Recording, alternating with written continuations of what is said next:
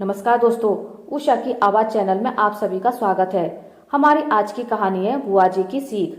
धारा की शादी को अभी महीना भर ही हुआ था। वह ससुराल में सबको जानने समझने की कोशिश कर रही थी, किंतु कैसे समझे, किस किस को समझे। इतना बड़ा परिवार, इतने सारे लोग। कभी कभी उसे लगता था कि जैसे वह कहीं भीड़ में खड़ी हो। वह एकल परिवार से आई थी, जिसमें उसके मम्मी पापा और एक छोटा भाई और वह स्वयं थी। मात्र 4 लोगों का परिवार। यहाँ उसके ससुर 3 भाई थे, उनके बच्चे व बेटियां एवं बहुओं के भी बच्चे। यूं तो सबका खाना अपना अपना बनता था, किंतु रहते एक ही मकान में थे।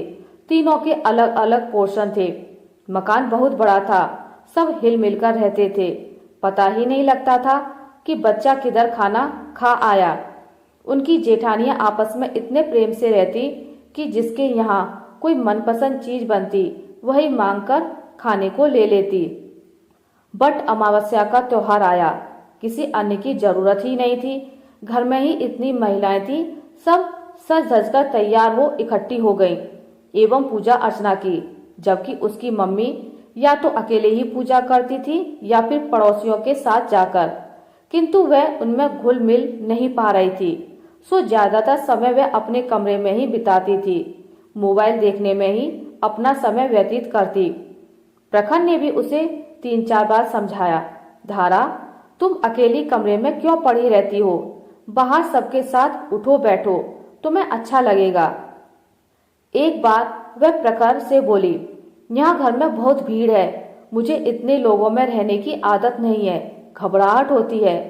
प्रखर ने भी चुप्पी साध ली। 4 माह निकल गए, किंतु धारा सबसे कतराती रहती।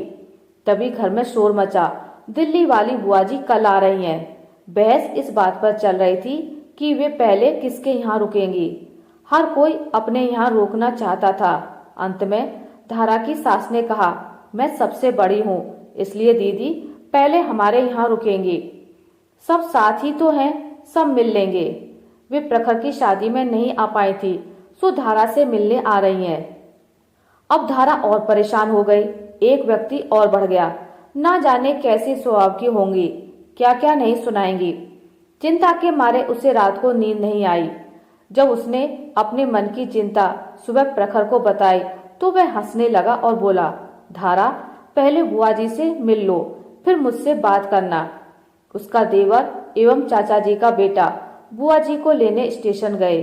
11 बजे तक बुआ जी घर में हाजिर हो सबसे प्रेम से मिल रही थी, हालचाल पूछ रही थी। सब बड़े खुश हो रहे थे। बच्चों की नजर उनके बैग पर थी कि कब पिटारा खुले और उन्हें खाने को टॉफी मिठाई मिले। तभी धारा की जिठानी चाय नाश्ता ले आई। दोनों चाची जी भी आ गईं। चाचा जी, पापा जी, देवर, जेठ, नंद सब इकट्ठे होकर बातें कर रहे थे। धारा चुपचाप पीछे बैठी अचंभित सी सब देख रही थी। तभी बुआ जी बोली, धारा कहाँ है? जिससे मिलने में भागी आई हूँ वह तो दिखाई नहीं दे रही। मम्मी जी ने आवाज लगाई और वह सकुचाई सी उनके पास जाकर पैर छूने को जैसे ही झुकी, उन्होंने उसे पकड़कर अपने गले लगाकर प्यार किया और बोली, जितनी सुंदर फोटो में लगी थी उससे भी ज्यादा सुंदर है।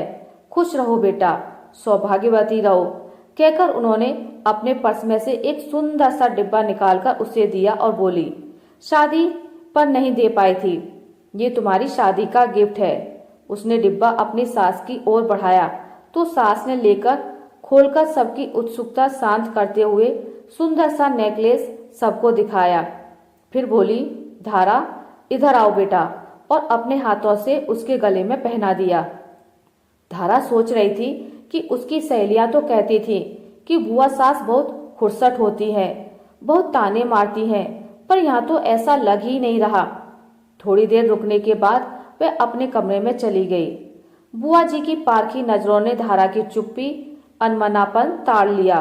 वे सोचने लगी कि यह लड़की बड़ी चुप चुप रहती है, न ज्यादा बोलती है न बात करती है।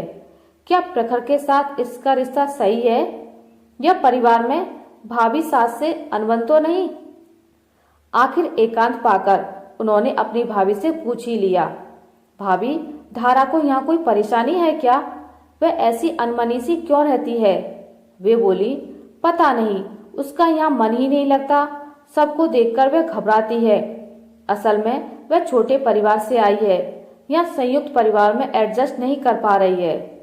फिर उन्होंने यही सवाल प्रखर से किया, कहीं तू तो उसे परेशान नहीं करता? वह इतनी चुप क्यों रहती है?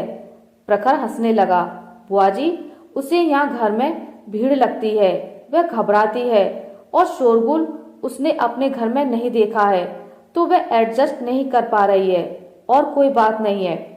दूसरे दिन बुआ जी ने देखा कि काम निबटते ही वह अपने कमरे में चली गई, जबकि सब बैठे बातें कर रहे थे। बुआ जी पढ़ी लिखी समझदार महिला थी और खुले विचारों की थी। वे समस्या को जड़ से खत्म करना चाहती थी। सो वे उठकर धारा के कमरे में गईं। वह लेटी मोबाइल देख रही थी। उन्हें देखकर उठ बैठी। आइए बुआ जी, बैठिए। मोबाइल पर क्या देख रही हो? कुछ नहीं बुआ जी, बस टाइम पास कर रही थी। पर यहाँ अकेले सबके साथ क्यों नहीं बैठती? वो बुआ जी कहकर चुप हो सोचने लगी। इनसे क्या कहूँ, कहीं ये मेरी बात का बुरा ना मान जाए। हाँ हाँ बोलो ना बेटा, रुक क्यों गई? बस बुआ जी, सबके साथ बैठने की इच्छा ही नहीं होती, मन नहीं लगता। मन लगाओगी तब लगेगा ना। देखो धारा, जैसे तुम्हारे मायके में तुम्हारे जो रिश्ते थे, दादा दादी, ताऊ ताई, चाचा चाची, नाना नानी, मामा मामी, मौसा मौसी, भाई बहन, ये सब तुम्हें जन्म से मिले थे।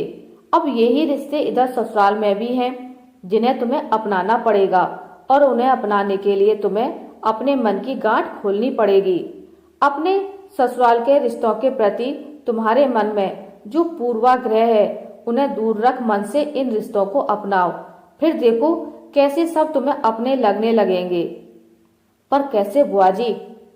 सब कहते हैं ससुराल वालों से दूरी रहना अच्छा, नहीं तो बहुत परेशान करते हैं, बात बात पर ताना मारते हैं। गलत बात बेटा, सब लोग एक से नहीं होते। यहाँ इस परिवार में कोई ऐसा नहीं है जो परेशान करे। आराम से सबसे हिल कर रहो। मैं बताती हूँ, तुम आज अपनी नंदों के साथ बाहर घूमने जाओ। ठीक है बुआ जी। उसे बड़ा मजा आया। अपनी बहन एवं सहेलियों के साथ की याद आ गई। खूब मॉल में घूमी, पानी पूरी चाट खाई। आज उसे नंदों का साथ खूब भा रहा था। इसी तरह दूसरे दिन उसे जेठानियों के संग शॉपिंग करने भेजा। जब सब बैठते, बुआ जी उसे भी सबके साथ बैठने को कहती। धीरे धीरे उसके मन की गांठें खुलने लगी और ससुराली रिश्ते बनने लगे। अब वह खुश रहती और उसे सबका साथ अच्छा लगता। आशा करती हूँ आपको मेरी आज की कहानी अच्छी लगी होगी। अगर आपको मेरी कहानी अच्छी लगी है तो इसे लाइक करें, ज़्यादा से ज़्यादा शेयर करें और अगर आप मेरे चैनल पर नए हैं तो इसे सब्सक्राइब करना ना भूलें। मिलते हैं एक नई कहानी के साथ, तब तक के लिए नमस्कार।